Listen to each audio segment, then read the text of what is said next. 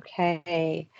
In accordance with the Open Public Meeting Act of the State of New Jersey, adequate notice of the Wednesday, May 8th, 2024 remote meeting of the Franklin Township Trails Advisory Committee was posted on the Township's website and electronically transmitted to the officially designated newspapers, indicating that this remote meeting would take place via Microsoft Teams at 7 p.m.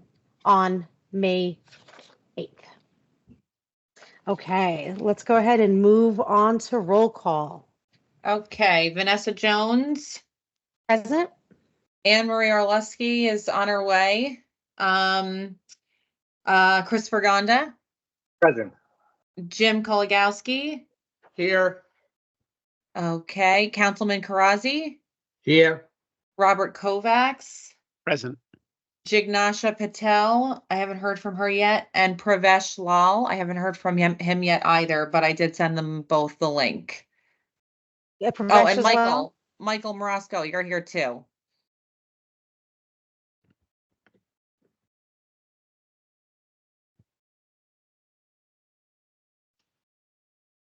Okay. Okay, Anne Marie is calling me. Okay. Hey, Anne Marie. Hey, how are you? Good, good, good. Can you all? Sorry for all the craziness. I just can't believe it. I know.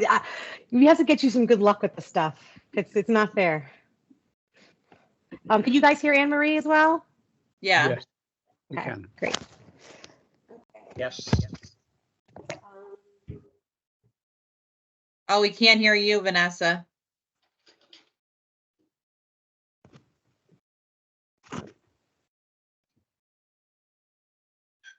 Are we done with the? We can't hear you. Okay. Oh, Now we can hear you. You can. Okay, I had to turn my hands free. Got it. We're done with the roll call yet. Okay, great. So Anne Marie is officially present.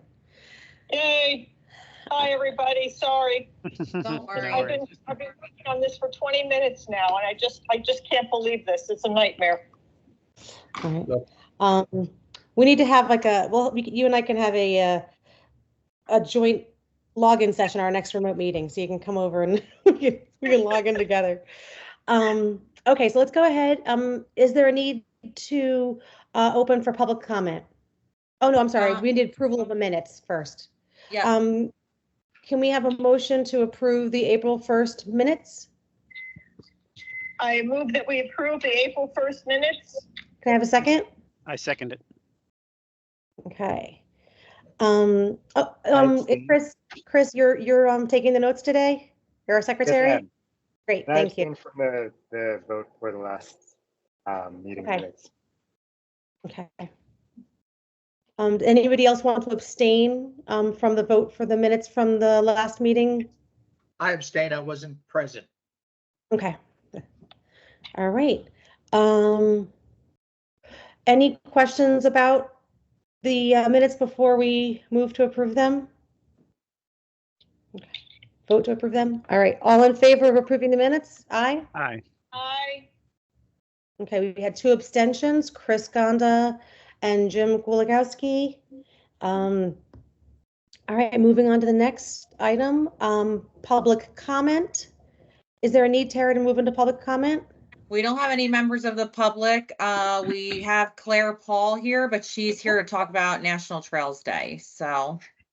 Okay, and we were going to go ahead and jump to that part of the agenda to take advantage of Claire being with us. So Claire, thanks for being here. We're excited for you to join us on National Trails Day. And one of our members, Pravesh, he's not on yet, but I know he's looking forward to joining us that day as well, with maybe some people from having like a table about native plants that might complement well what we're doing. Mm-hmm. Great. Well, thank you so much for having me. I am calling from the field, so just let me know if you can't hear me or the background noise gets too much. I'll start by introducing my program for anyone who's unfamiliar with it. The New Jersey Watershed Ambassadors Program is an AmeriCorps program, which is a national service-based program. It's kind of like the Peace Corps, if you've ever heard of that, but we act in a domestic capacity. Our program specifically is a partnership with the Department of Environmental Protection. And what we aim to do is conservation, education, and stewardship of our watersheds. So there's 20 of us. We each have a watershed within New Jersey. I have the Millstone watershed, wonderfully. And we do three main things, one of which is freshwater stream monitoring, which is what I've been doing today, where we actually go out to the streams and we conduct assessments to help the DEP gather data on their health. We do stewardship projects like trail maintenance or invasive species removals or increasing stream buffers with tree plantings. And the third part of what we do is education. So I am so excited to come and do an activity with you all for your celebration. I thought that I would give you a couple of ideas, and then you could discuss whatever makes the most sense for you. We can really do anything that I can relate back to water or watersheds, but a few activities that I thought might make sense. One is I have a model called the Enviroscape, which is a dynamic model of a watershed, and it's interactive. I usually give a presentation about that. It can be anywhere from 5 to 45 minutes, about talking about kind of how water moves through our watersheds and how pollution can move through the watersheds, and discussing some ways that we can prevent that pollution from reaching our streams. That can be directed at, I think I've done it as young as pre-K all the way up to adults. So that's a really easy one I can cater it to whoever the audience is. But since it's a trail day, I was thinking maybe one of the more interactive activities might be nice. We have another one called Amazing Water, which is we make a sort of maze. This one would require some sort of concrete top area or another way to sort of make a maze on the ground. And then we have kids kind of run through the maze, and other people stand at points on the maze with little tags like Post-it notes. The idea being the kids are water moving through our systems, and there's pollution with our systems, and how well can they get through them without getting pollution on them. And then we maybe compare two mazes, or we can talk about where these sources of pollution come from, something like that. Another one is the incredible journey of a water droplet. That's a really fun activity. It's basically 6 stations. Well, I think it's actually 9 stations with it's like a dice, and the students or kids, they become a water droplet, and then they roll the dice, and it's like, oh, I started in the mountains and now I've gone up to a cloud, and then I might go into a glacier, or then I might go into an animal, and we can discuss the water cycle and how water moves throughout our systems. So those are 3 great activity ideas. I like those. The question I have for you with like the incredible journey of the water droplet, I think that's super cute. The only question I have is, are you able to, like, how many people do you need to do that activity? Like to run it? I can run it myself. Okay. It's a little bit, kids have a lot of fun with it. They have a lot of energy, but it's designed to allow that space for them. They just need space to, flip it and then walk to the next station. Oh, cool. I like that. I mean, I like that one, but it's not up to me, of course, but I like them all. They sound nice. That one, is that one kind of like a board game? Yeah, it's in a way. So one way that we do it, you can either give students like a bracelet, and we can have beads, and each station has a different bead color, so they keep track of their usually it's like a pipe cleaner, and they put a bead for each station that they go to, and then they can keep track of their journey. Or you can give them just like a little paper handout, and they can write each station that they go to. So it's kind of like in a way it's like a board game, but you've like brought the board game to life, and they Okay. are the moving pieces. And So and what do you need to set all this stuff up on? Because people are standing during Okay. this presentation. So adults standing and sometimes kids, they don't have the largest attention span when they're standing. Yeah. So I don't know what your thoughts are on that. Well, but they're going to be definitely- moving, right? Yeah. So for something like the Incredible Journey, we can discuss the water cycle pretty rapidly, with maybe some props to keep it interesting. And then once the kids go, they just kind of go and they make a line at each station. They flip the dice. They move to the next station. They get into the line, flip the dice. So then they're moving about. I mean, I like all of them, but I'm just thinking about the audience we get and how to engage them, and I'm just trying to visualize the whole thing. Okay. Yeah, I can say that the Enviroscape is the activity that would require standing in one place for the longest. But either of the other two, I can make the speeches really short and keep the activity as the longer portion. Claire, do you have a videotape of the activities that we can take a look and maybe get an idea how exactly being done?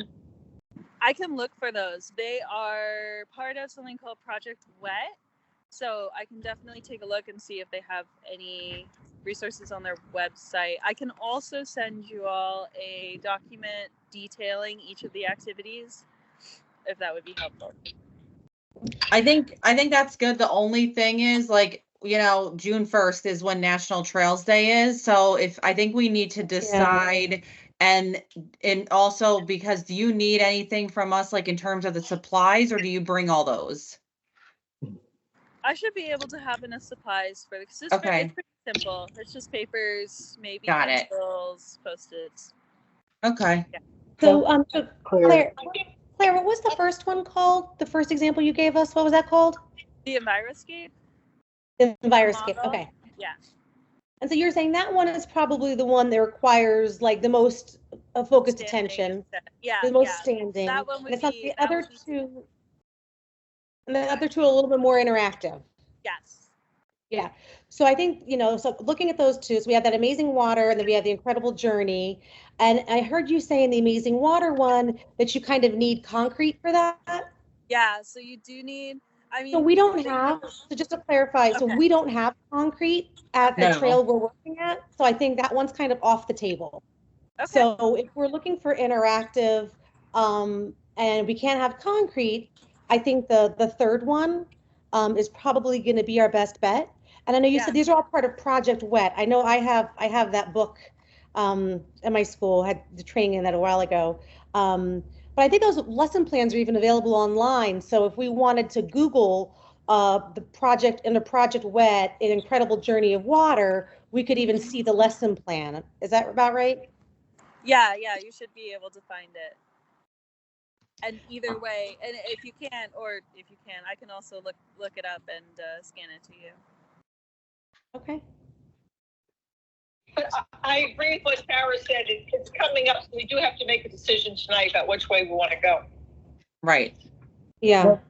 Claire, And I know you said concrete Okay, for sorry, go ahead. the amazing water activity, but can that be done on a flat grassy surface? It would just require another way to make the maze. I don't know if it would be okay to use like spray paint, or if you would want to do that, or if you can think of, I mean, it might be more labor intensive, because normally what we do is we use chalk to just draw out a maze on the concrete. Yeah. Maybe you could use flags or tape or something. So that could be an option to explore. I mean, how big of a space? Like if you were to bring in cardboard, would that work? Yeah, The only thing to keep in mind, guys, is if it gets rainy or like anything like that, it's going to be kind of problematic. I think we should just focus on what we actually can do, you know, like what we have. Yeah, that's my thought. Okay, well, something that I could do is think about how to prepare both activities for the space. And if there is time or the kids want to, I could just bring both activities and then they'd have the ability. And maybe we'd start with the Incredible Journey. And then if they want to, you could do Amazing Water. Is there any concerns with as far as like the Incredible Journey of Water? Is there anybody who has a reservation about that one? Now, having heard clarify it, or do we all feel that that one would be a real viable option? I like that one.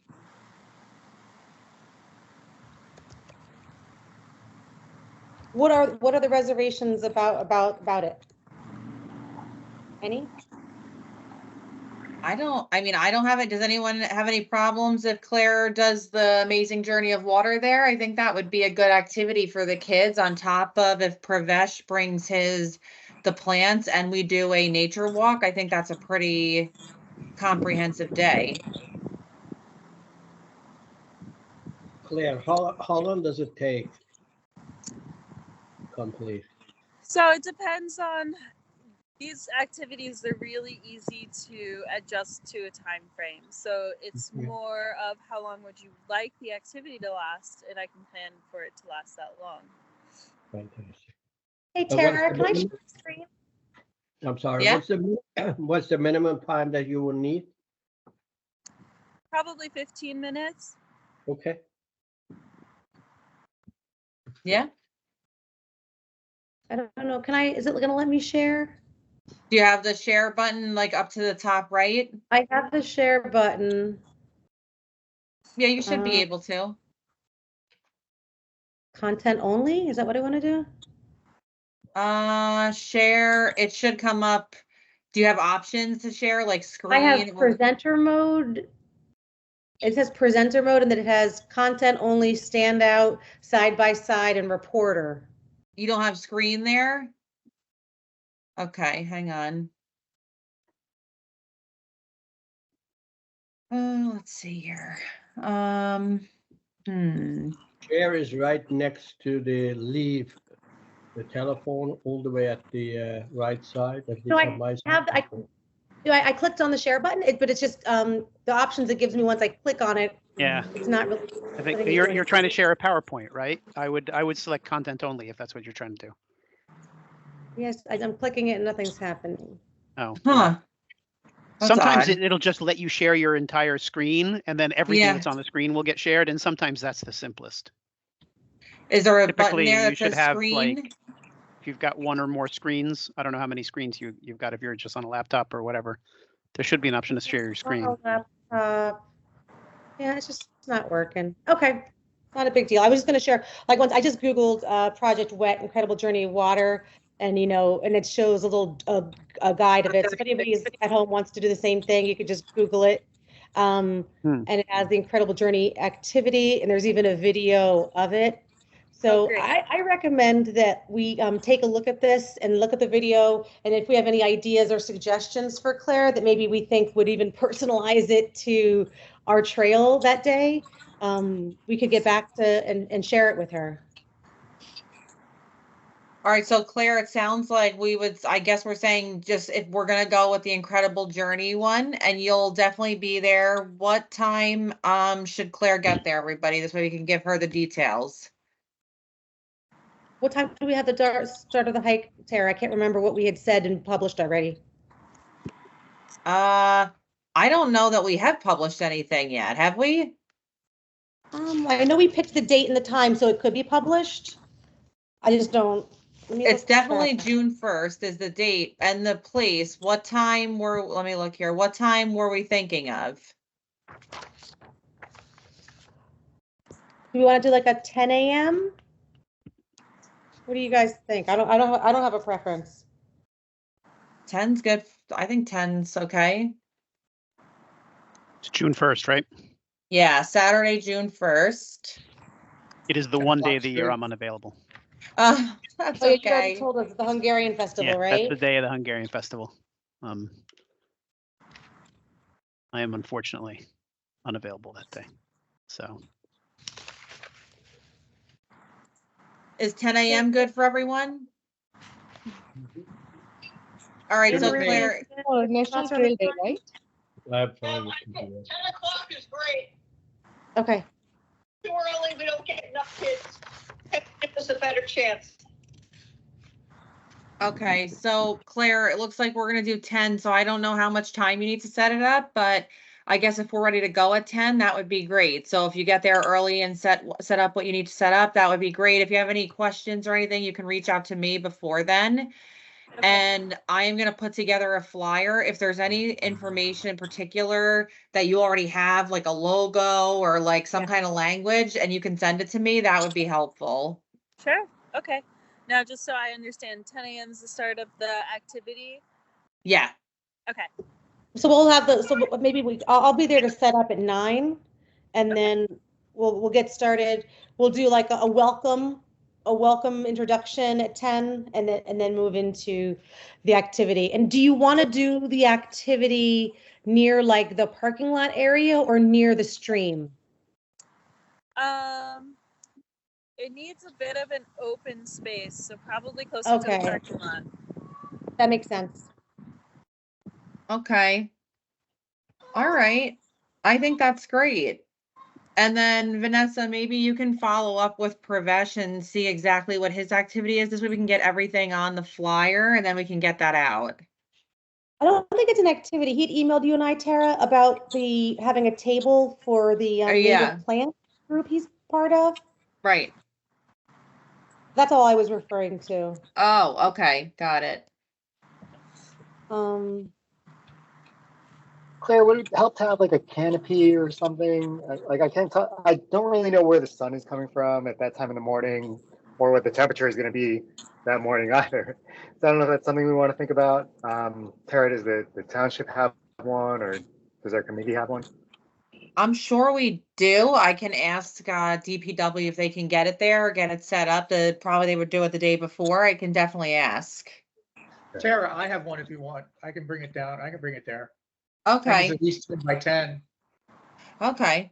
If you don't Should we mind, put that up might be people easier. or- Honestly, that might be faster. I don't mind. I don't mind. That's great. Thank you, Jim. Perfect. Okay. Yeah.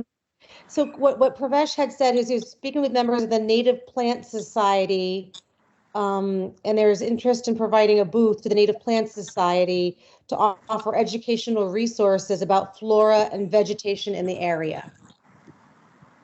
Okay. So I think that, it'll just be another opportunity for people to get some information. Got it. Yeah, if he wants to bring, if he brings that and wants to set it up and everything, that's perfect. Yeah, absolutely. Okay. Oh, can Great. I join, Pravesh? Then this is something interest to me. This Yeah. is. I'm sorry I joined late. Very sorry about that. Okay. This is we're talking about National Trail Day, right? National Yes. Trail Day activity, right? So yeah, I can join with Pravesh about that. Oh, that's great. Yeah. I'm sure he would like that. Yeah, I would connect with him on that and see what his plans are. But that, I think, yeah, that would be super helpful. Mhm. Awesome. Okay, so I think we have a plan. So Claire, you're all set with where to go, Bunker Hill. I would say, yeah, get there like 9-ish, 9:30, somewhere around there to set up on Yep. Saturday, June 1st. Yep. Perfect. That sounds great. And Claire, and if I can happy to exchange my phone number with you via email. Sure. And I, that's my adopted trail, and I'll be there, and there's many of us will be there, but I'm happy to do anything ahead of time as well if you need help. Okay. Great. Thank you, so much. Claire. This is going to be great. Thank you so much. Thanks for Thank joining you so much, us. Claire. Thank you. Very Oh, good All trouble. right. Yes. Thank you all. All right. Take care. Bye. Bye. Bye, Claire. Okay. Going back to our regular agenda, the next item we have is site plan review. Okay. Yep. No site plan review for this time. Gosh, shoot. Okay. Hold on. I put the wrong thing up. Yep. No site plan review. Okay. Next, we move on to new business, which we already started with the National Trails Day. We're going to have the nature walk at Bunker Hill Natural Area. We'll have the activity with Claire from the our watershed ambassador. Mhm. And Tara, thank you for networking to make that partnership. I appreciate that. Oh, no problem. Next, we have advertising. So I'm gonna make the flyer as soon as I have all the information. I'll get it to IT. I'll get it out to the kiosks, and I will get it on social media, and I can also put it on FTTV. So I can do that. I just need to make the flyer and get all the information. So I'll start doing that, editing last year's, and at least this way we can get it out. And what about Parks and Rec? Oh yes, Parks and Rec. Yep, I can get it to them too. And Tara, who is our contact there now? Well, it's hard to say right now. So I've been working with Janet Timmery. I don't know though that she's the actual contact. I think right now, while they are kind of in flux, we are kind of like working with who is available. So sometimes I work with Mary Ann Reagan, sometimes Janet. But Janet, I've been working with for her to get things posted, and she's been really helpful. I And thought Wendy White was the one that was doing most of the work that that they used to do. No, Not since she took over the youth center. She's over there 100% now. got you. Okay. I think actually I should back up. I think right now she is the acting director of recreation, but she wouldn't be like, yeah, who we work with on the postings and things. Okay. who was that? I missed the name. I'm Well, we sorry. should be in the council meeting next Tuesday about the National Trails Day. Oh, good. Perfect. Yeah, that would be great. He's talking about Wendy White. Okay. She used to work at recreation. She was kind of in charge of special events, and then she became the director of the youth center. And now, since Bo has moved on, she is the acting director of recreation, but that job is still open and posted. So Okay. Tara, also, can we also, I know in the past we've done this, send things to the library to post? Yep, sure. I know I took the last 3 flyers, I dropped them off because you have to drop them. I mean, I don't know if you can, there's an email option, but I just dropped them off and I guess somebody there looks them over and then posts them. Like we don't get to post them ourselves. Right. And Yeah, if what I can. Vanessa, one other thing that I can do is that, as you may know, we have about 70 plus houses of worship, and I have their contacts, so I can send that flyer to the interface group in town. Oh, great. That would be great. Nice. Perfect. Okay, so we'll work on that, getting that out. Tara? And Tara, is there anybody who can also do the flyers in Spanish? Or and if not, is that something that you can share with me in a format that can be easily like edited, and then I could see if I could find somebody? Yes, there's definitely someone, or there was someone at least in recreation that can do that translation, so I can see if they're still there. And if not, I'm sure we can find someone at the township. So I'll ask, I think Safi works with people often to have translations done, so I can see who she works with. Thanks.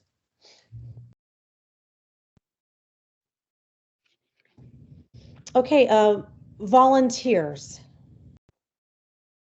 I think we have a lot of volunteers. So we have Claire, Vanessa, you'll be there, you said. Jignasha and Pravesh are going to be there. Jim's going to be there. Anne Marie is gonna be there. Anne Marie. Okay, great. So I think we're in good shape. Great. Just right, so you know, sadly, I'm unavailable that day. I just have another work event in another town. That's okay. Apologies. No, Yeah, that's okay. That's so very nice.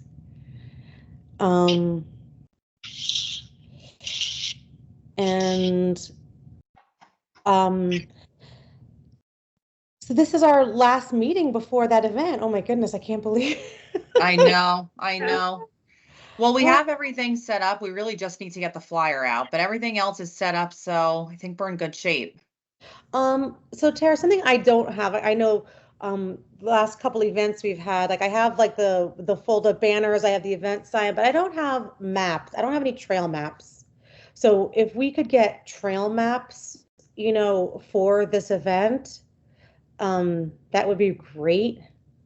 For Okay, the Bunker Hill, Franklin Park Natural Area. I don't care if they're the new or the old one, just like, to have to give out to people. That would be really right. nice. Okay. Okay. The next item we have under new business is for Michael, the bird blind repair replacement. Yep.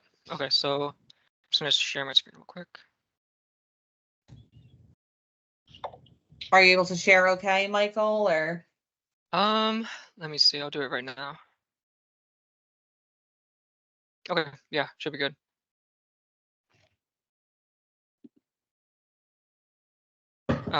Is this loading for you guys? I don't see it. Okay, there we go. I don't see Is it. it- There Oh, we go. hold on, it's Starting. coming. You're good. There you go. Okay. All right. Here, Anne Marie, I'm gonna try to FaceTime you.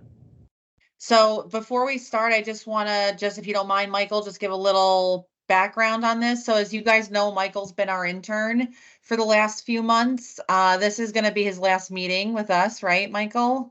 Because he's finished his internship. So Yes. one of the things, he's worked on a lot of stuff while he's been here. One thing he's been working on is I asked him to kind of go and visit the bird blind at Negri Napodi, and I wanted him to present some ideas that he came up with for the bird blind at Negri Napodi. So this is his work, and I did not help whatsoever. But I think that he's done a really good job. So go ahead, Michael, when you're ready. Okay, so yeah, so we'll go to the overview. So, what is a bird blind? So in short, a bird blind is a shelter used by bird watchers and photographers to watch and photograph birds at close range without disturbing them. So this is the bird blind at Negri Napodi Native Grasslands. And the purpose of this presentation is we're going to look at it in its current state, look at its problems, and explore potential solutions to enhance its functionality. So yeah, we're going to start with the current state of the project. And this is it. Let's take a look. Okay, so when I first got there, this was the, in my opinion, the biggest issue. What I first saw as damage was the floor. Yeah, so you might ask, why is the floor worse here than more inside the actual bird blind? I think it's because of the stoop on the roof. See how it's leaning forward? I think it's just draining onto itself and it's causing water damage. Yeah, you can also just see some dirt and debris, just dirty. Moving forward, this is the other wall. So here you can see a little bit more mold and dirt in certain spots. If you look closely on the side paneling, I don't know if you guys can see my mouse. Yeah, we can. Down We here on can. the floor. So down here and over here, it's up here and here too, but I noticed that the side paneling started to warp at the bottom. So there's a lot of holes and cracks near the bottom. Here, the left picture is what it looks like, the side paneling coming off of the screws. And the next picture is, it's just a beam. It has a crack, which isn't too uncommon or terrible, but it is something just to keep an eye on. Let's continue. All right, so next up is the ramp. Overall, the boards weren't too bad. They're a little, old, but the worst thing about the ramp was the railing. It's just leaning lopsided towards the back. Also, I just want to say, if anybody wants to say anything at any point, feel free. I just really want to start the conversation. You know what I mean? Mm-hmm. All right. So this is the outside. Here near the bottom, you can really see the waves in the wood, and it's just sun damaged. Here's the other side. So I wanted to just make a point that when I was back here, I noticed a lot of these. There's trash bags under the dirt. I'm assuming they did that to keep the plants from growing and blocking the windows, which is a good idea. But if you wanted to have the trash bags like replaced, there are like they're called landscaping fabric, so it Mhm. keeps weeds and stuff. It doesn't let them bury their roots. So that's just an alternative. All right. So next, unwanted guests. So yeah, these ants really lined the back wall. There were so many of them. Yeah. Next there were bees.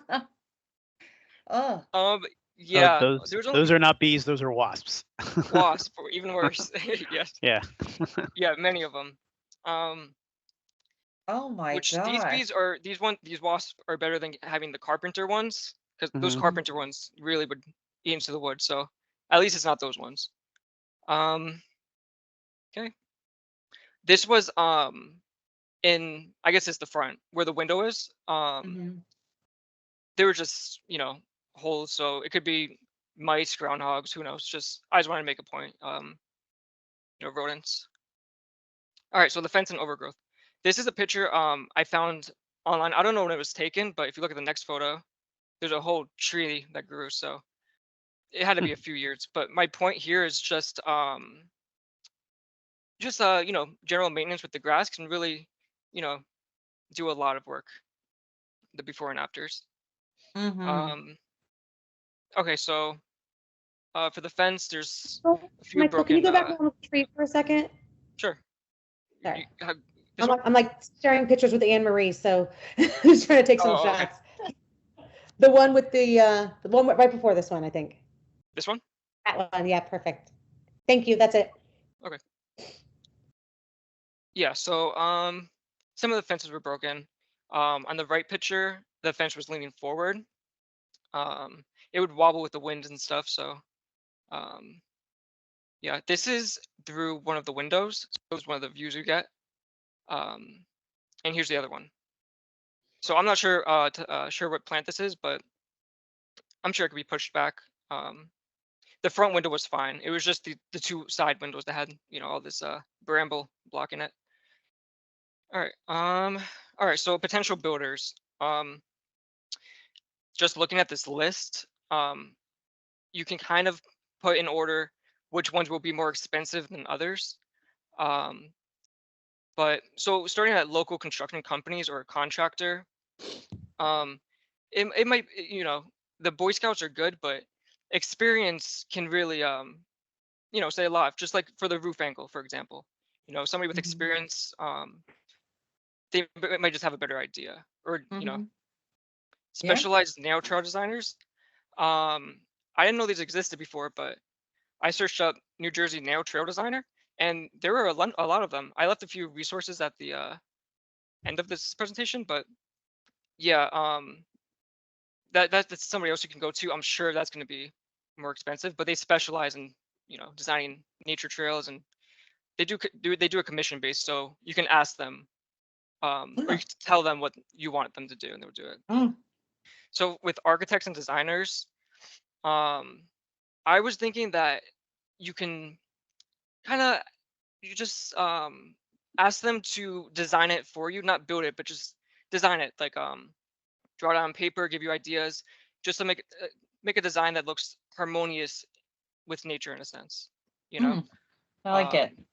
Yeah, so next is community or volunteer groups. So that's where you can get groups like Boy Scouts or something like that.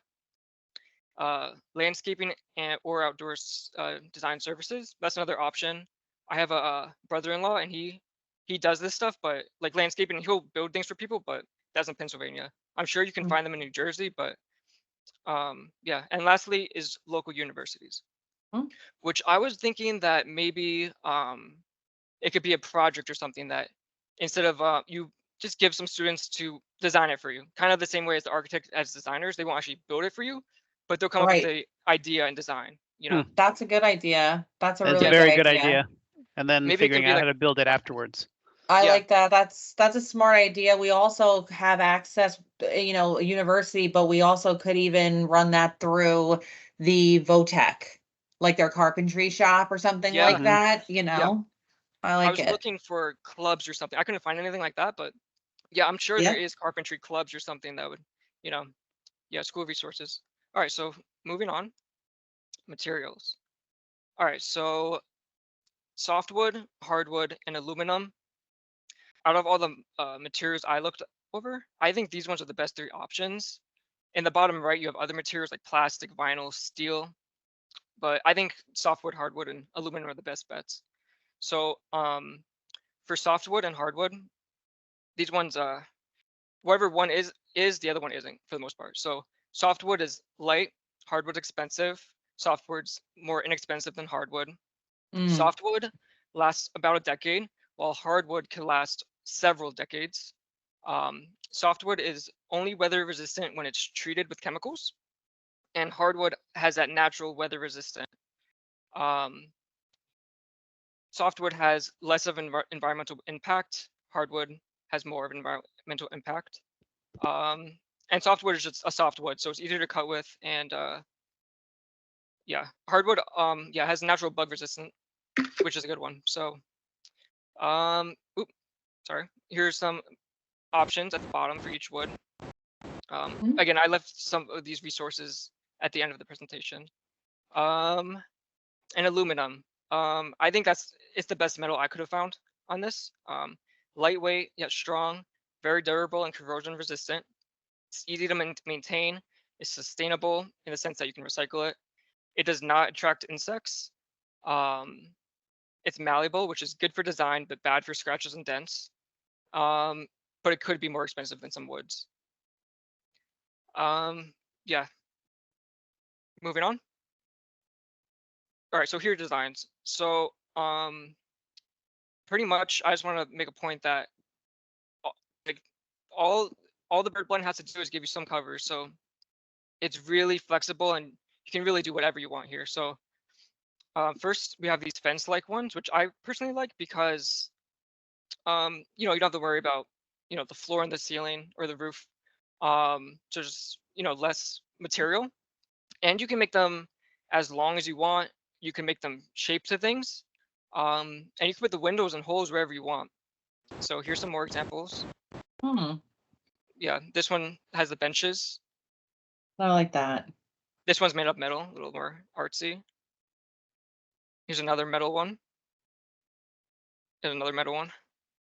All right, this one has a deck. I think the deck looks nice, especially this is kind of similar to the site at the grasslands, just because the bird blind at the grasslands is kind of built onto a mound. So maybe we could do something like this. Here's another one with a little deck, and here's another one. Yeah, just get the ideas flowing. So for this one, the only thing I wanted to say is this has the net. I wouldn't say like I don't think it looks too good like this one, but I do like the net. Maybe that would be good over the windows just as like curtains so people can pick them up and put them down. Something like that. Yeah. Yeah. Here's another one. This one's a little bigger. The gazebo one. This one's pretty cool. This one is probably the nicest one I have. So as you go in, all of these can open, you know, independently. They have papers and stuff. A little lavish.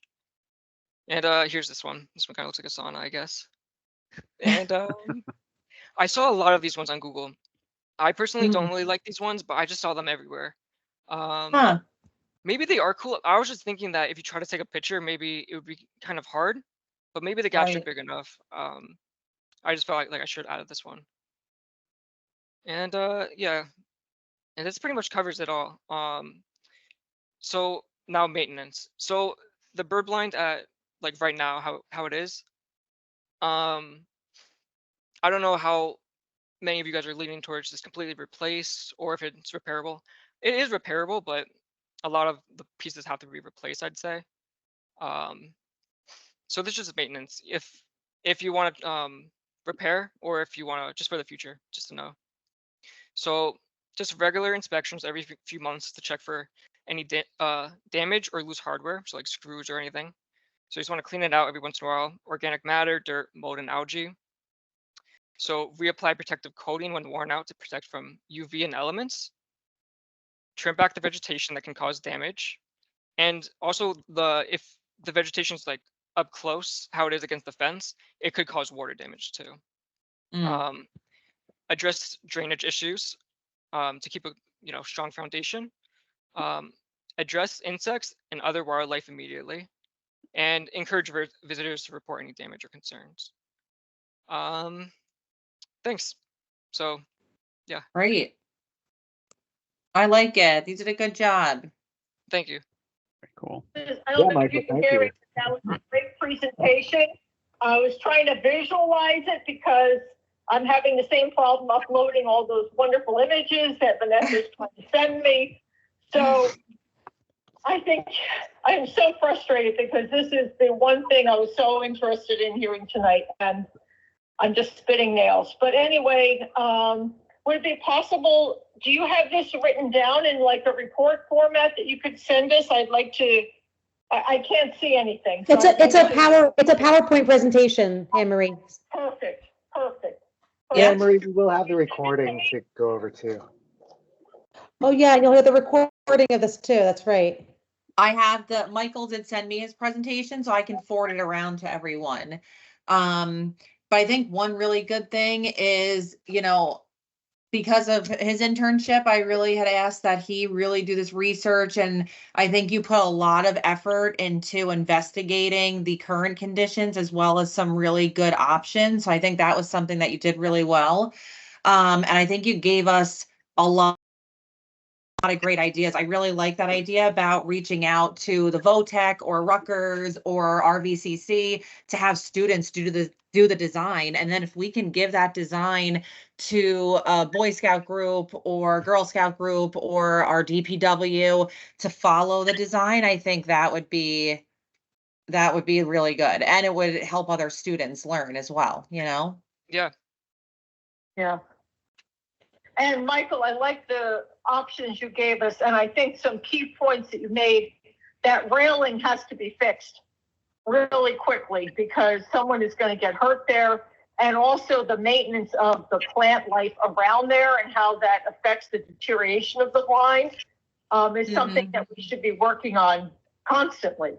And, Right. When we lost some committee members, we lost people who did that, and it just points to that need and how to make sure that happens.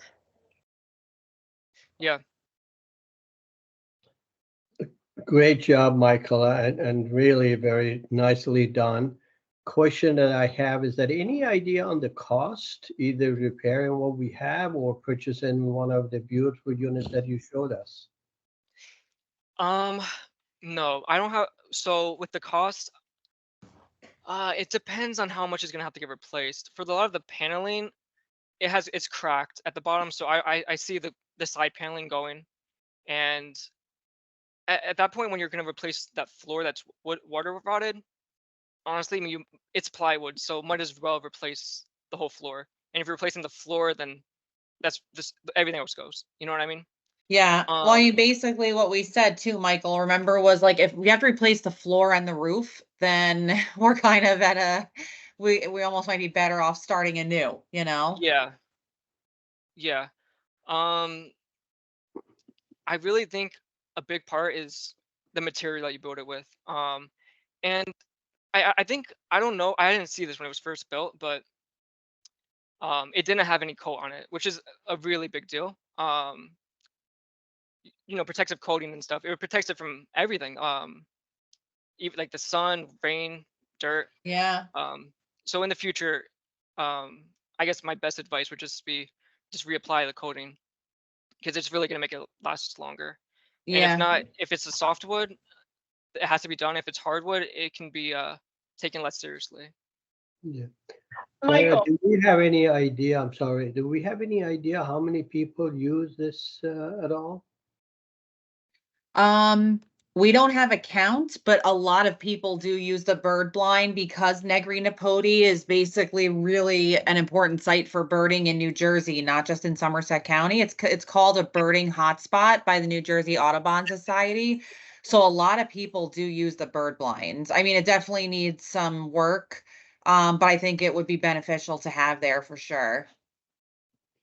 And any idea where the money will come from? Well, so the Open Space Trust Fund has money for, benches and anything we need, equipment or supply or any kind of things like this, we can cover with the Open Space Trust Fund. So if we knew what type of design we were looking for and we could price out the wood, we could request, the okay from the budget, the Open Space Trust Fund from the Open Space Advisory Committee, and then it would come from there. Excellent. All right, Michael, I have a quick question from Anne Marie here. What did you say about protective coating on there? Did you specify that? Sure. So so let's say you go to Home Depot and you get the wood. After you cut it and sand it and stuff, you paint it the color you want, and then you just it's like a clear coat. It's just chemicals, and it's kind of imagine it as like a table wax. Yeah. Okay. Yeah. All right. Usually polyurethane. Okay. Yeah, polyurethane. Yep. I have one question, Michael, for you in your research. I'm interested in the aluminum, not as that I'm saying we should have the aluminum, but when you brought up aluminum, I'm assuming obviously, and from looking at your presentation, that has a longer life. It keeps some of the insects out. Did you find, was there any big negatives that were highlighted from using aluminum? I'm just out of curiosity. So yeah, it is metal, so I'm sure in hot sun it will get hot to the touch. Right. It is a softer metal, so if somebody throws something at it or something like that, it will get dent. Got it. Other than that, it lasts a long time, a lot longer than other metals, but I'm sure in time it will start to brown or tarnish or something, Yeah. but it is very resistant. Got it. Yeah, I think I hear what you're saying, Michael. I think it would be kind of hot to sit in there on a hot day. Yeah. It's sitting in a metal box. Yeah. Yeah. Aluminum is definitely more for if you want to do like a fence kind of a bird blind kind of idea.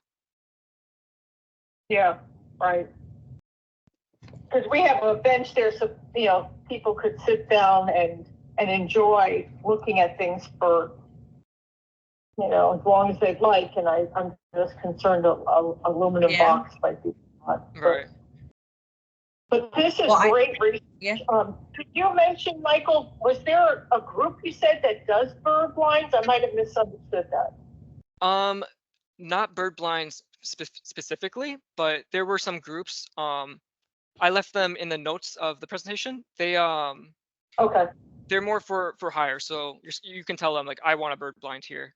Okay. Yeah, so, yeah, they just do overall trail aesthetics.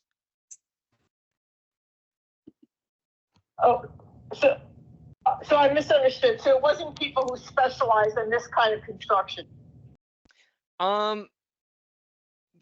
They don't specialize in bird blinds per se. They specialize in just building structures for trails, like nature trails and hikes and outdoor areas. Yeah, yeah. Great. I think the next step, if it makes sense, I think now that we have this presentation, Vanessa, for example, is on the Open Space Advisory Committee as well. I'm thinking maybe we present this. I don't know, Michael, are you coming to the next open space meeting? I have a few questions still. If you want me to present, I could. All right, we'll talk about your schedule, but yeah, I think this is a great, I think this has a lot of great information. I think Vanessa said she still has a question. Sure. Yeah, I have a few questions. I wanted to, so I know you presented a bunch of different models, but you also were looking at what we currently have. And I think I heard you say that the primary concerns seem to be the floor and the roof. Is that correct? Mostly the floor. The roof looked okay to me. But you it was mostly the floor. Pitch of the, you said you were concerned about the pitch of the roof? Right, yes. The yeah. It just I could go back to the picture. Boop, boop, boop, boop. Okay, so yeah, here you can just see how it leans forward. So I'm assuming that most of the water just pouring onto the wood, and that's where the damage comes from. Okay. So anyways, I was kind of thinking about that, because I know in our previous conversation, well, excited to see these. I think these all look beautiful. I know one of our conversations was also, are we going to fix up this or replace this? And so I'm thinking, Michael, I'm kind of curious to hear a little bit more about what you think about looking at this, having looked at this so closely structurally. If you feel that it's at a time where it's necessary to replace it, or if changing the floors and because when I'm thinking about the pitch of that roof, I know Tara, we had talked about and Naaman Williams putting the gutter on something to put a rain barrel, right? So I'm like Yeah. wondering, is that something, would we want to put like whether it be this structure or another structure, if we're concerned about that happening, putting some type of a gutter on it to prevent the water from sheeting off and damaging the ground there.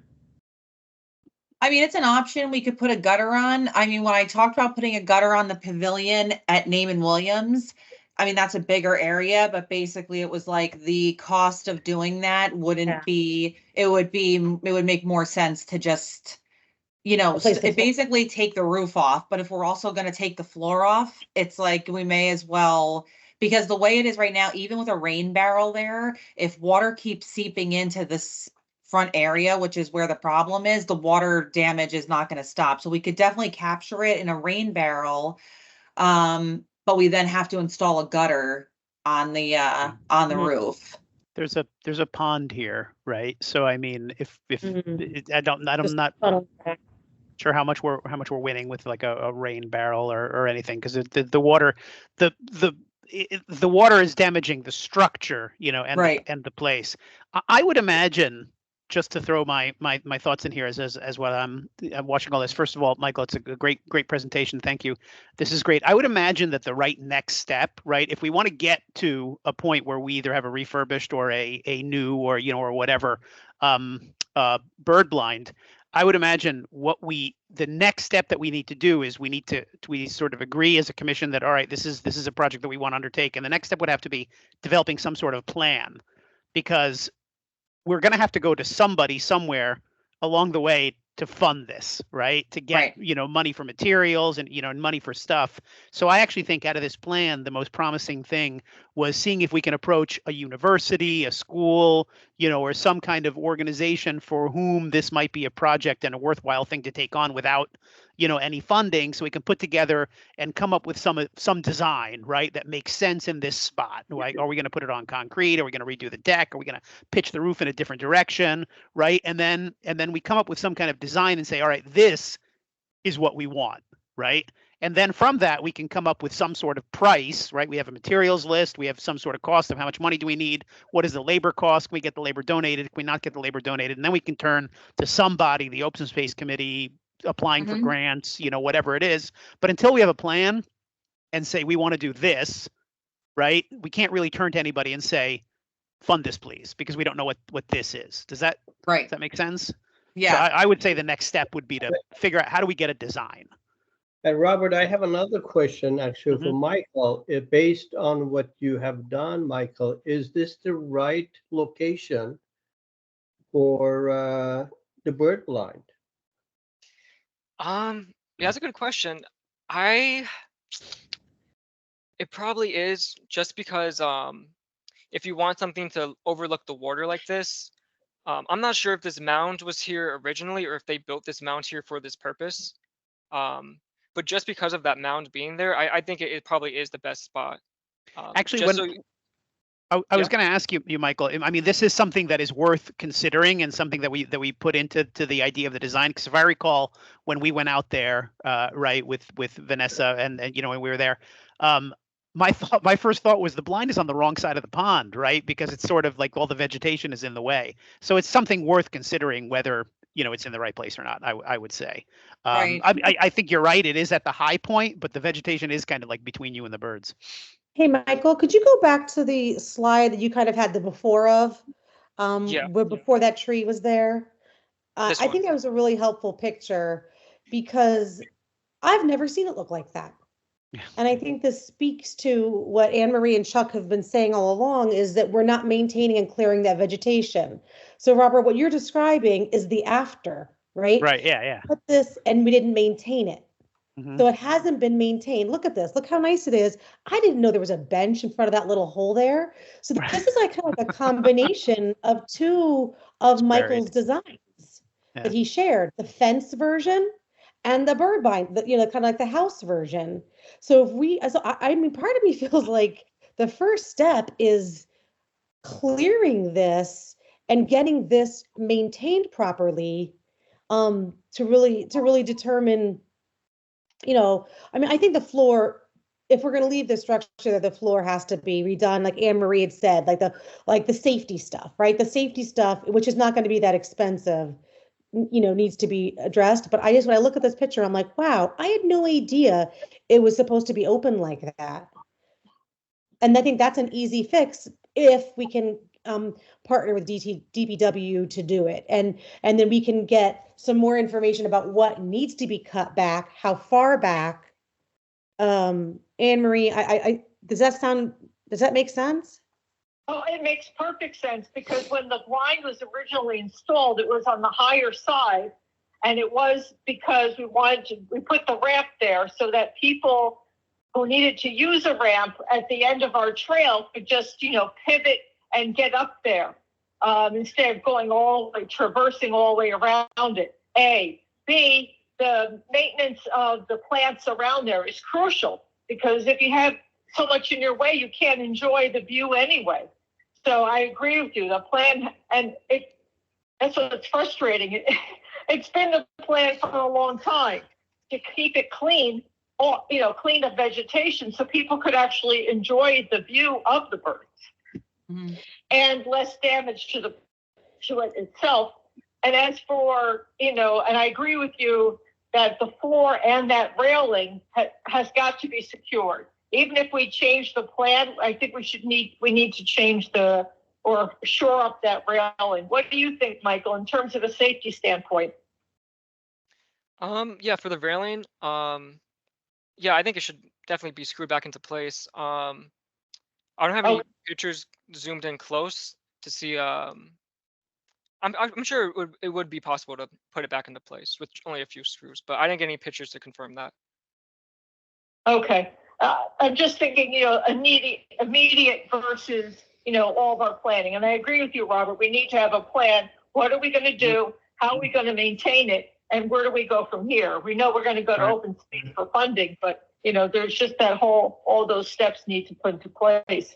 Yep. So, Michael, what would you, or the group, I'm sorry I can't see you all, but what's our next step here? Sorry, that was a question for me? For everybody. Oh, for everybody. Well, we have to move it forward. Yeah. I mean, I know, Tara, I heard what you're saying. So we want to ultimately get to a place where we can make a pitch. And I think that's what Robert was saying too.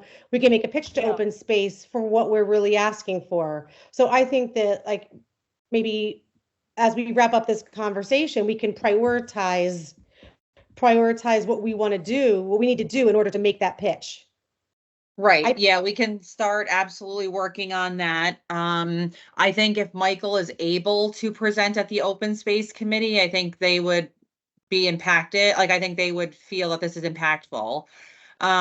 If not, we can always, show it to them. But I agree. I think we need to kind of at least show them and because they know about the idea. I think we need to show them what's going on here for sure. Coordinate with DPW to do the necessary cleanup. And then I think we should tell the open space committee that we're going to start looking for a group like at Rutgers or RVCC or the VOTEC to see if we can find someone who can do this design. And then when we have that, we can get the supply list together and bring it to them with the actual cost. And Tara, is this something we could also, I don't know if Dr. Abrupta, is that the Rutgers professors, like as far as like someone like him to kind of like look at the space and like think, okay, why isn't this being maintained? Is there a problem in how the layout, like can DPW not get to clear that vegetation? Is there something that we need to change structurally to like allow it to be maintained properly? I'm thinking about like the vegetation, on the Yeah. between the building and the pond. Yeah. Yeah. So Dr. Abrupta doesn't do that kind of work, but there are people at Rutgers that we can absolutely talk to. He can probably recommend someone, I bet. Okay. In the past, I have talked to DPW about the vegetation in the pond, like cutting it down or making it so that it's not in between. And the response I had gotten from them a while back was that it requires a specific type of landscaper to do that work. They don't have the manpower or the equipment to do the work in the pond, but they do have definitely the ability to do the work around the pond, like around the fence and the railings and things like that. I'm sure that they do. So maybe that's the next first step, is kind of take Michael's work and turn it into almost like a to-do list for DPW of things that they can do right now, while we also try to find a partnership with some other, group to do the design of it. Right. Good point. And that area in front, in between the blind and the pond, which is one of the big problem areas, that has to be maintained consistently. And Chuck used to do a lot of that himself. So Yeah. if he could do it, DPW could do it. And it's just, getting it into the work order and having someone have time to do it. It's just, it's a time consuming thing. And I'm wondering if, once again, looking at this old picture, this kind of like before picture, like, is it the kind of thing where do we need to put a gate in there, like for DPW to easily access right in front of the, the bird blind? Is that, I'm wondering if it could be something, if we could find out from DPW why they're saying it's not, they don't have the equipment, or, is there something that we could change that would make it so it would be easier for them to do? Easier to clean out. Yeah. And I think getting back to like this, where all that vegetation on the side of the fence is just gone, and is there a bench there anymore or no? I didn't see it. This is what I saw when I No, was there. So I had no I idea don't that think bench was even so. existed. Yeah. Yeah, so like But- let's get a bench back there. You know what I mean? Let's clear that out. Let's get a bench there. And then I'm like thinking, right, I love the idea of getting some different people to help, do some designs. And then like the thought of kind of like morphing together like some of the fence versions with some of like the house versions is neat. Mm-hmm. Yeah, if you go to that before picture, it looks like they started off with just the fence, and then they added on the other portion on the right Oh, you're after. right. That's my guess. I could be wrong, Because but the Michael, I coloring think of you the did a wood, fantastic right? job of putting this together, and it really tells a lot of the story. I think what I recommend you may want to add is like with the wood, like are there any safety concerns? Like, is the wood splintering? Like, are there any like rusty nails poking out or anything that could hurt anybody? So that might be something you might want to think about adding. But before the presentation goes up to open space, I would identify any grants that might already be available, similar to what we did with Sustainable Jersey. Is Yeah. there a funding opportunity like that you can promote with this? Because a lot of times folks like to see where they can find money or find funding for projects like this. But I think it's great. I think you're going to be a wonderful homeowner someday, since you know that Yeah. controlling water is a big part of owning a home and It maintaining a structure. is. It is. Thanks. You're right. You're so right about that. I'm wondering, and wouldn't it make more sense for like, to have that roof pitched into the pond? Right. That's Like that's that all could I be- can see is that that's just pitched the wrong way. Yeah. Oh wow, Michael, thank you so much. This is just really, it's so funny because we go there all the time. I've done a lot of Google searches around this, but I feel like your presentation was just so thorough and a nice combination of the reality of this trail and this bird blind, and then the other options out there. Thank you for doing all this work.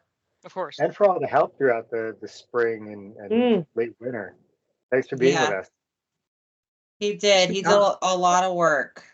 I was gonna say, one of the Before you things, go, in your PowerPoint presentation, are the photos that everyone's seen except for me in the PowerPoint?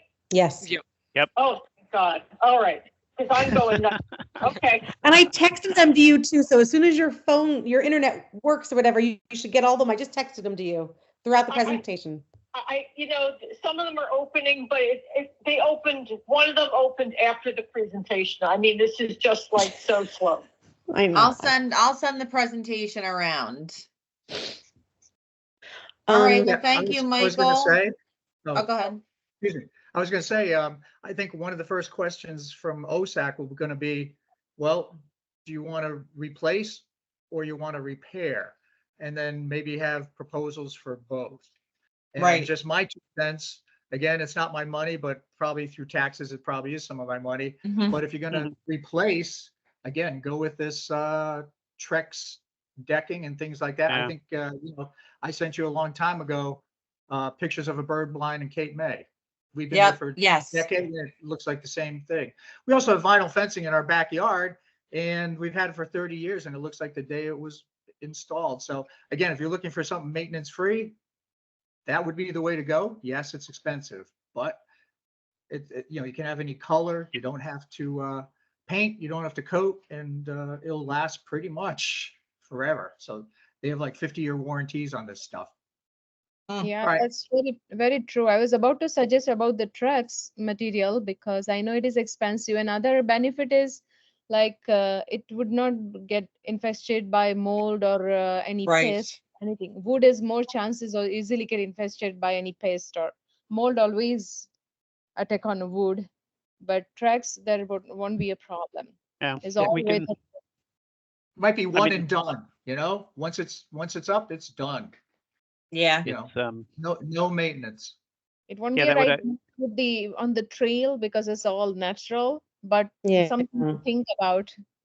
Yeah, And it's I mean, all- I kind of have it's Yeah. true what you are saying. Well, this all has to get sorted out in the design. I mean, this is detail level, right? We still have to figure out what a design is going to be and then what materials would go into it and all that. Well, So that's, like I said, I think we have to think of 2 options: repair or replace. yeah. So Well, I don't think we can go to the open space committee without some sort of a plan, right? Like you can't Absolutely just right, show up right. and say, hey, I feel like doing this, right? We have to have some sort of a plan, some sort of a design, and there should be options, right? This is what it would be to replace, this is what it would be to, or we decide on what we are gonna, submit, right? So, but that would Right. be So after. they'd like Yeah. those options, the more options that they can think about, because again, there'd be a big cost difference from replacing versus repairing.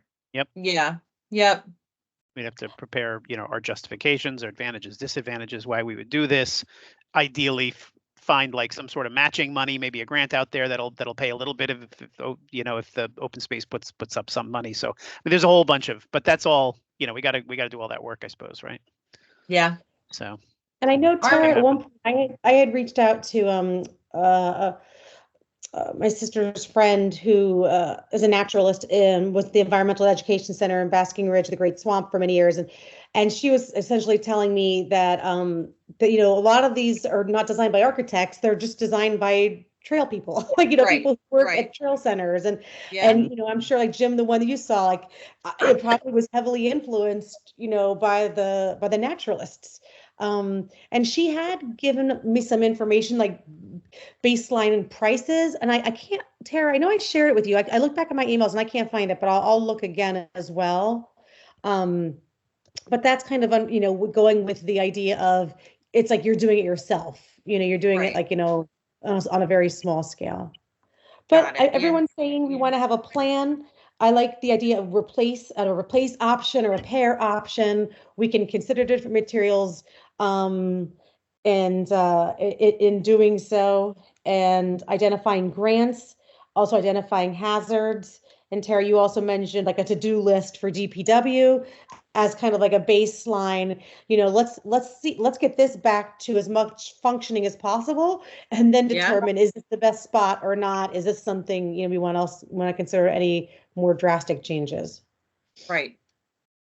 All right. Well, okay. So I think we have our kind of like ideas for moving like the next steps. And thank you, Michael, for putting this together. I think it's really good. Thank you. Yep. Thank you, Michael. Good luck.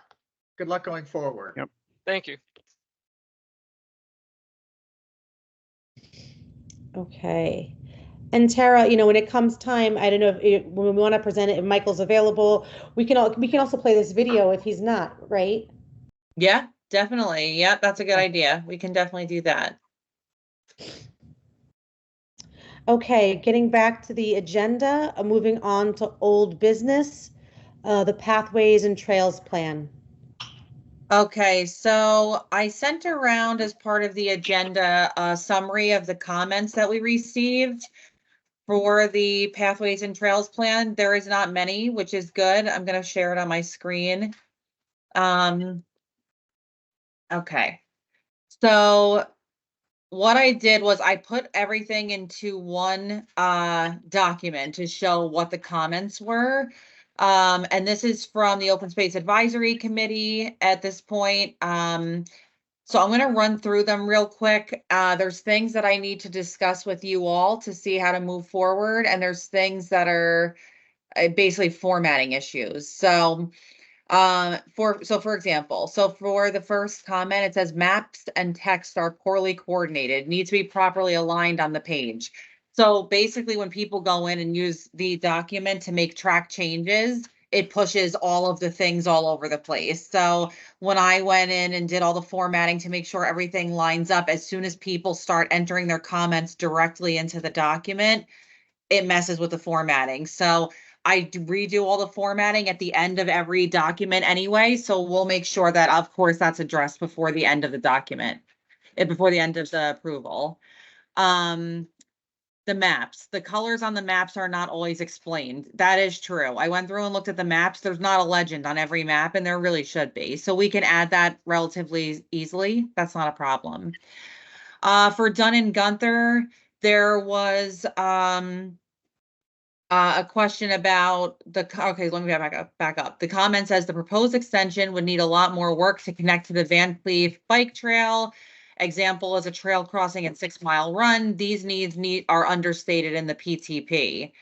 Did I not open okay, let me show you the draft language that I put in there. So I figured it's easy enough in that situation to put in just something that says, this would take certain requirements and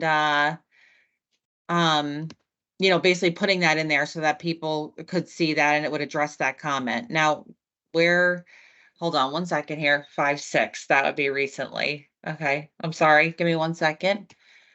Okay. 35. I have so many versions of this document because I try to keep the old one in case there's, in case we don't like some of the changes or we do make some. So give me 1 sec. What page is that? 61. Okay. 48.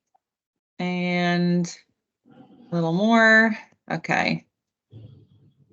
I think it's right up here. Okay. So the language that I put in here, I want to see if you are all okay with it. I basically put in the language that's highlighted. So it says now the bike path beginning on the township owned open space connecting the Van Cleve bike path to the existing red trail on the state owned 6 Mile Run property. The bike lane would move through township open spaces, ultimately connecting to Sudam Road. This proposed connector would require a trail crossing at 6 Mile Run Parkland, which would include extensive coordination with and permitting through the state of New Jersey. This process and ultimate completion of the project will require a significant amount of time and funding. That would address that comment if we want to keep that in. So that was just language I drafted. I wanted to see what you all thought. I wouldn't describe that as understated as the comments said. So I think this is good. Okay. Yeah, I think that's the main concern of that commenter is we don't want to understate what actually needs. So, and it's still the intent is the same. We haven't changed the proposed extension at all. It's just basically putting in that some more work will be needed. Okay. The next one is it says the North-South Trail. Not much is mentioned in this iteration of the Pathways and Trails plan. So I'm sorry. I'm sorry, I didn't. I started to talk before, but I didn't unmute myself. I have a question with that last piece. Is that piece that we just talked about? Is that what Mark Fortin was emailing us about with that the path along Van Cleef, and the connector? Yeah, it's similar. It's in the same. Yes, that's exactly what he was talking about. That's not his comment, but that does his comment does relate to this. Okay. Okay, so the North-South Trail. So the commenter here said that there's not much of the North-South Trail mentioned in this iteration of the plan. So I searched the document. It's only mentioned on page 34, and it says it is a main priority. So my question is, should we elaborate on this or just highlight where proposed trails and connectors are part of this overall proposal in the PTP?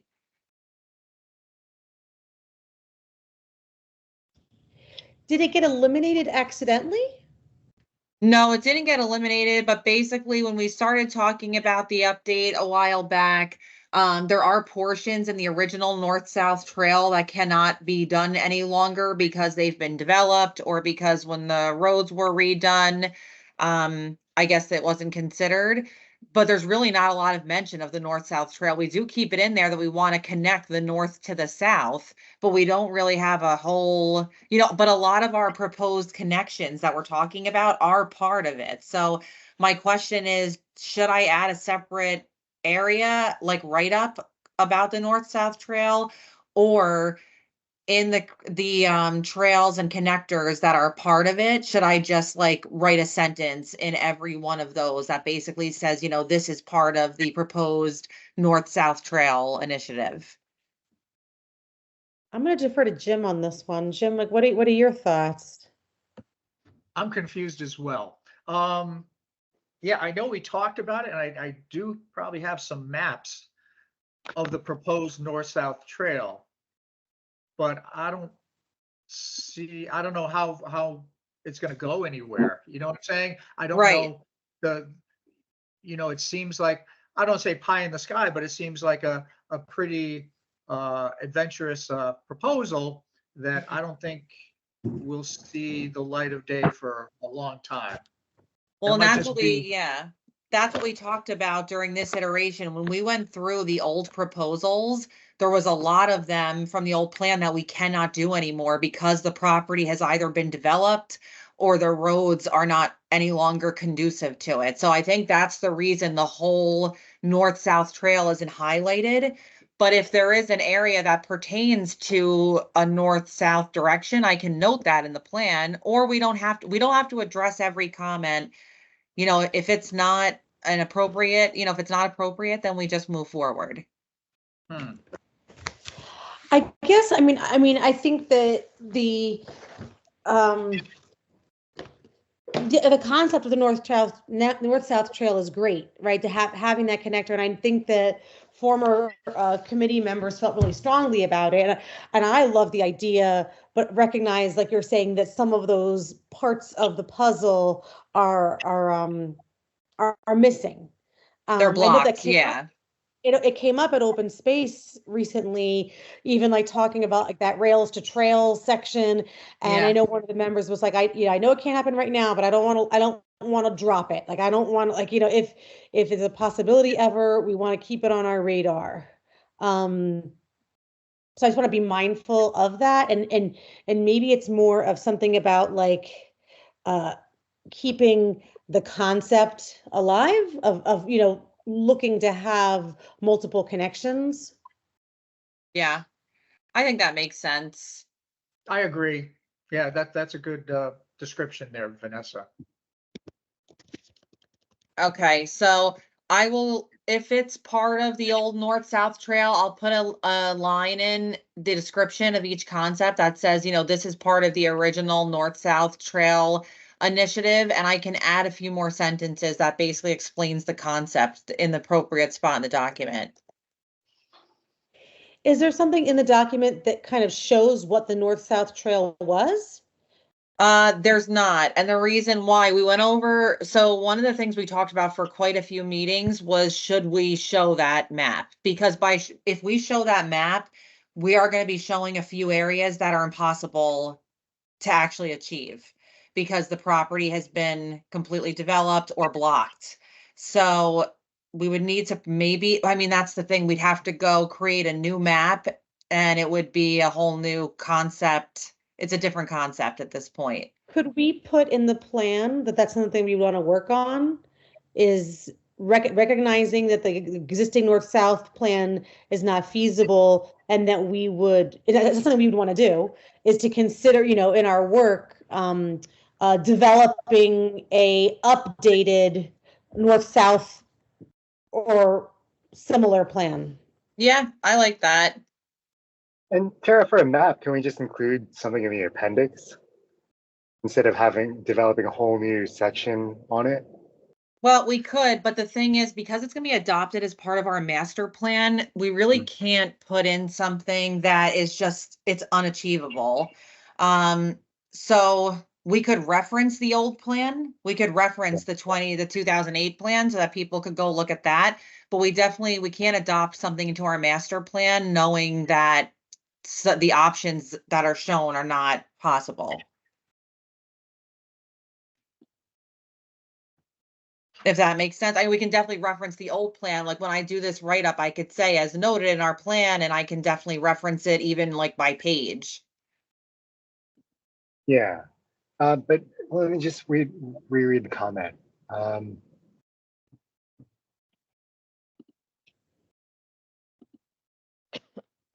Yeah, yes, I'm suggesting to add to that we also look to develop a more realistic north-south plan. Yeah. I think that makes sense. And we would have to remove this specific item from the main priorities list? Well, we wouldn't remove it from the priorities list. We would basically just say there's already a line in there on page 34 that mentions that the north-south trail was a priority, and it still is, but it doesn't like give any more info. So on that page, I could basically say, you know, it's still a priority. One of the goals of the Trails Committee for the next iteration of the Pathways and Trails Plan is to develop an updated, feasible north-south trail concept that takes into consideration you know, the words like not in my head, but basically takes into consideration the feasibility of the old plan and the new plan. And how you just stated it, I think sounds great. Okay. So, okay. I'll do that. I'll write that. Does that make sense to everybody? Yeah? Okay. Anne Marie, are you still there? Yep, I'm listening to everything. Okay, great. The next comment is the DeMott pathway. It says, what is needed here is a safe crossing. That is not clear.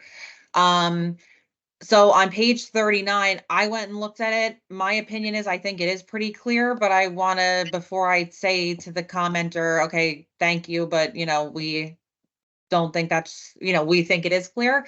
This is what it says. So it basically says, you know, that the development of the bike path to connect to the DeMott Lane walking path at the northern terminus.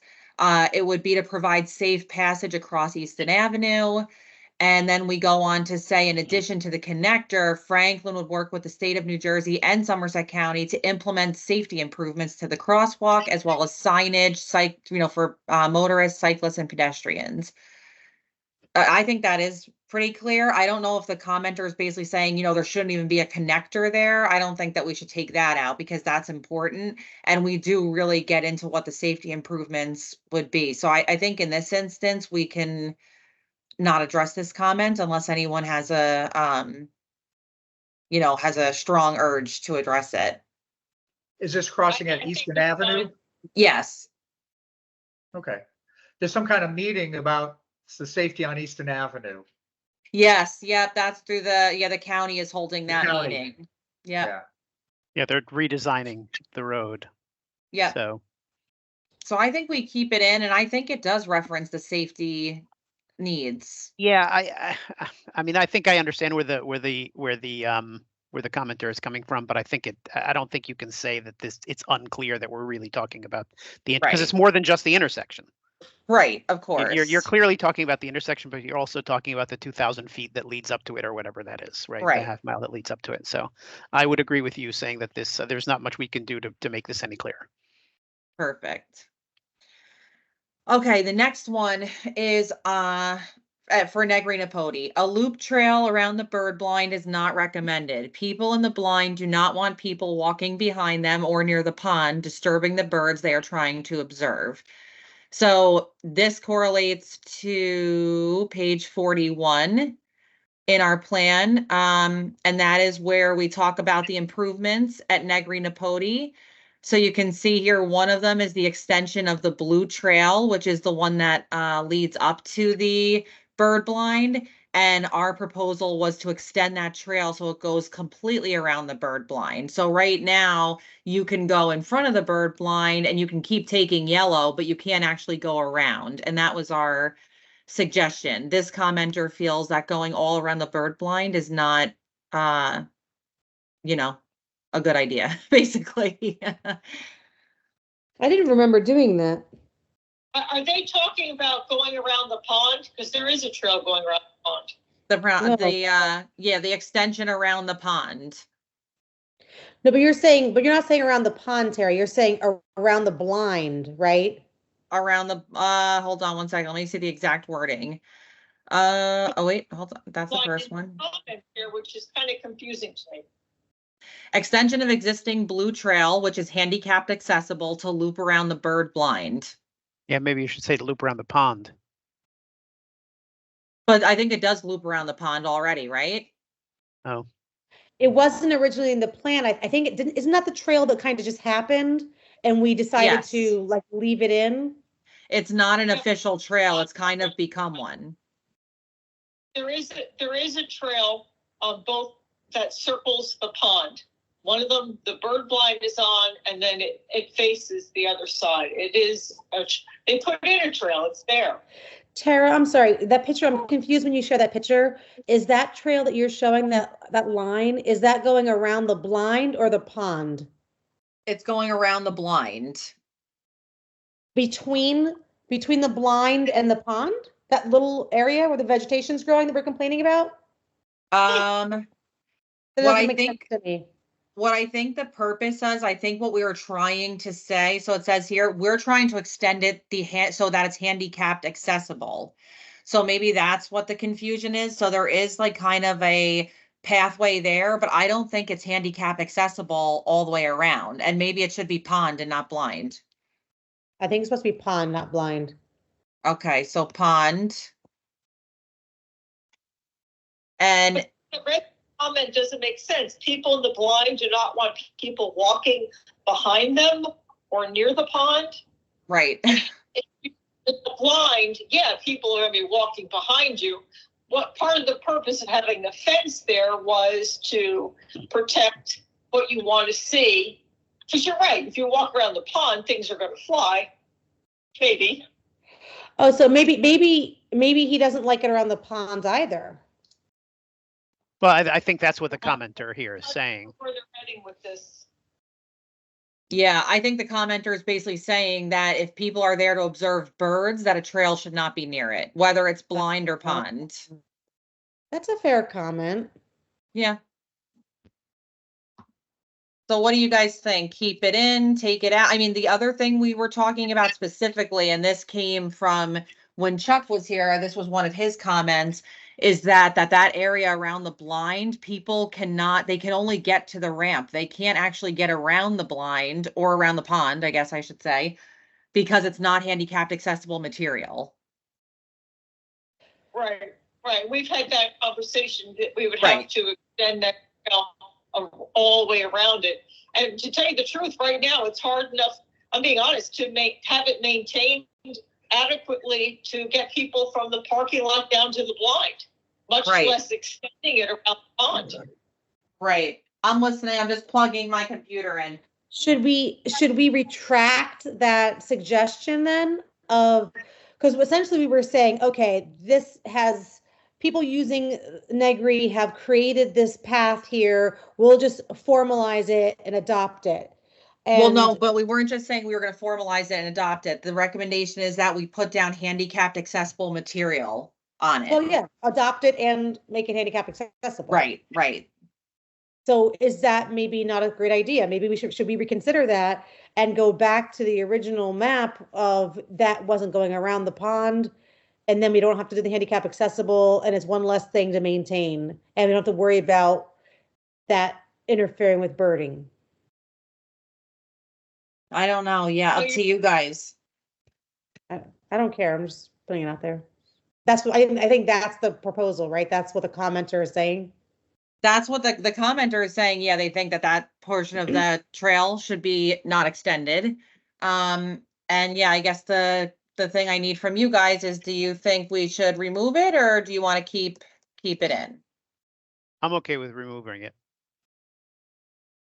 I mean, I think it's in our, isn't the, oh my goodness, the trail around the pond already mapped out in our most recent efforts. Is that correct? I think I remember doing it. Yeah, I think so. it is. So It is. if it's there, just keep it there. Because otherwise there's no way to get around that trail to hook up with the other trail that heads to the woods. Right. Okay. I guess I don't. And so awkwardly, people in the blind do not want people walking behind them. I mean, that trail has been, that's how people get to the blind, is walking behind the blind. So I'm not sure. Did it say behind the, or I interpreted that as not wanting them to be on the other side, disturbing In the front. birds when you're looking at them. Yeah, in It front. says- or That's why by the it's not pond. clear. People in the blind do not want people walking behind them. Or Well, that- near the pond. Yeah. Or near the pond. Yeah. Yeah. I mean, they're absolutely right. That could disturb the birds, but, I mean, it is part of the trail. I mean, that's kind of life, A lot Tara, of can you- trails have bird blinds next to them. Tara, can you put the map up for Negri? Or, where But that- Anne Marie, I don't think the trail I think they just behind look behind the bird blind is the issue. It's on the think I look opposite side. It's the that little the yellow new segment. added. It's there. Yeah. I think maybe that's what they're talking about. Worded, so it's Remove hard that. to respond to. I mean, we have a trail around the pond. It's fine. Yeah. So this is the updated map. Yeah. Right. I mean, guess it's up, that's what if, the comment is, why do you have that little yellow piece there? Because that's around the pond. That would disturb birds. That would disturb the people at the blind. So then it's just a decision whether we want to keep it or get rid of it. yeah. I mean, maybe you want to take a vote on it. I'm not sure if that's how to you guys. Can you just zoom in on that segment on the map, please? As far as like mapping purposes, I mean, because it's a clear section, it would probably be pretty easy to eliminate, right? Like, Well, if they stop mowing it, let nature would take its course. right. But I mean, as far as like mapping purposes, it won't have to be remapped, will it, Tara? Like, can't that part just be deleted? Yes, that should be able to be deleted. I think. Yes, I think it would be okay. And I bet if you delete it, there'll be birders will be saying, "Oh my goodness, I can't go around the pond. Yes. This is what's happening on the other side." Yeah, they will. I mean, I can hear both of those things because you do see things on the outside that you can't see from the blind.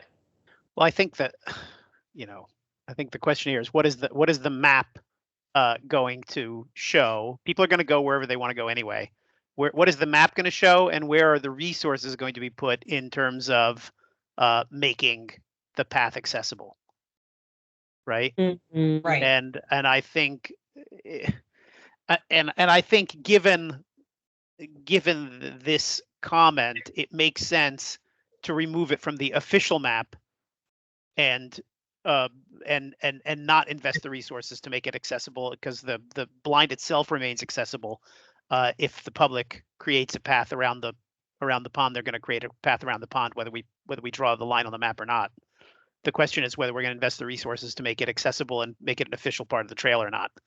Right. The comment's not unreasonable, but in I guess, as far as I'm concerned, Anne Marie is the resident birder, so I'm going to go with whatever she says. I agree. She's always there.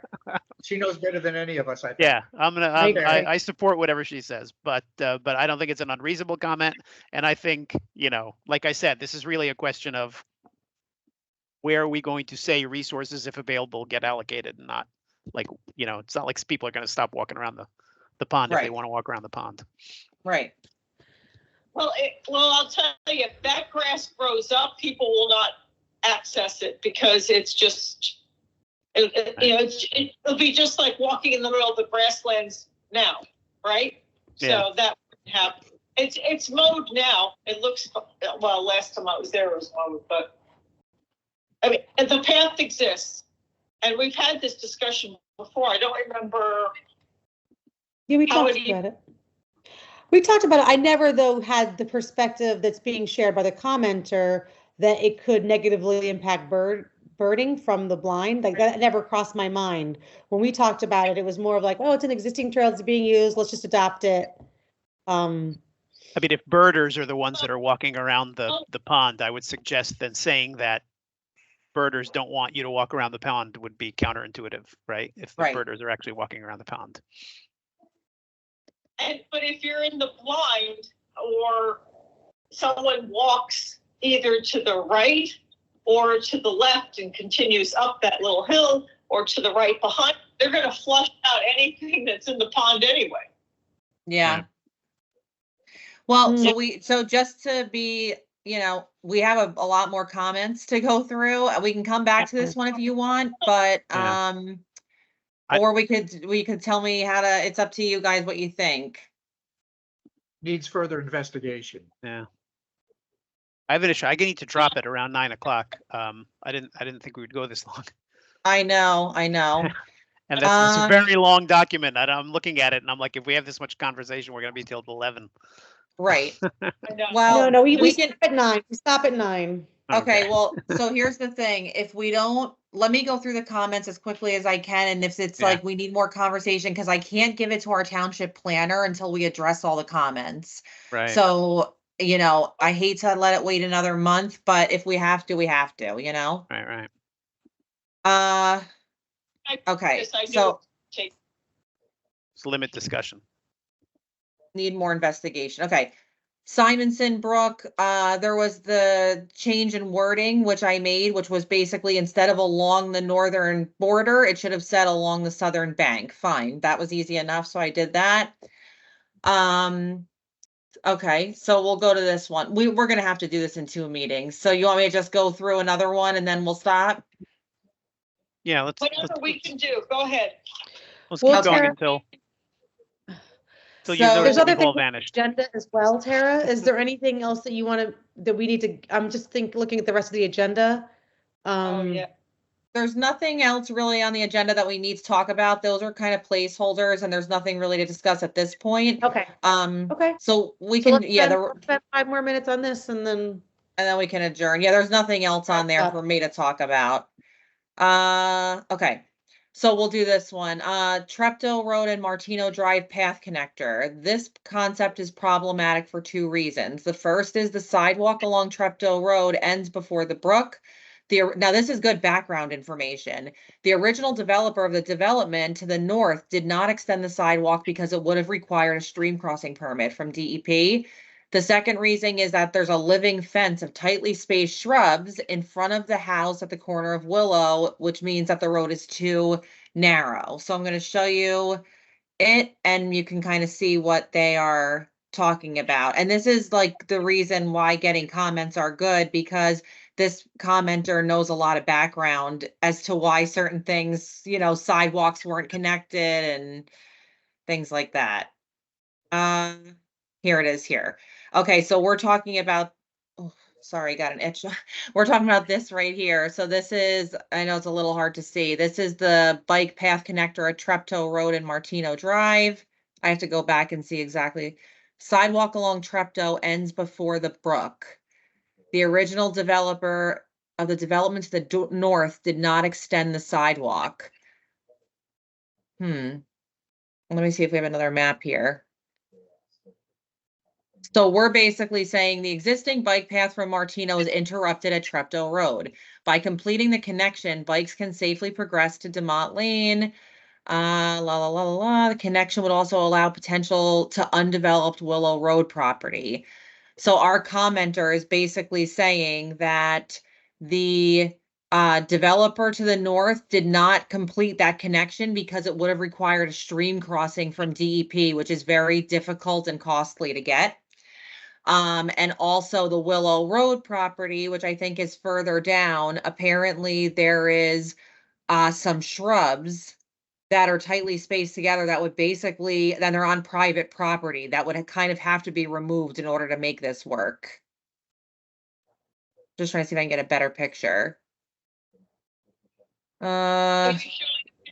Here. Yes, the map. Here's the Willow Road property. This is the Willow Road property that the commenter is talking about. Hold on, I just have to look exactly where the living fence in front of the house on the corner of Willow Road. Okay. This is the Willow Road property and the house. So they must be talking about, which house are they talking about?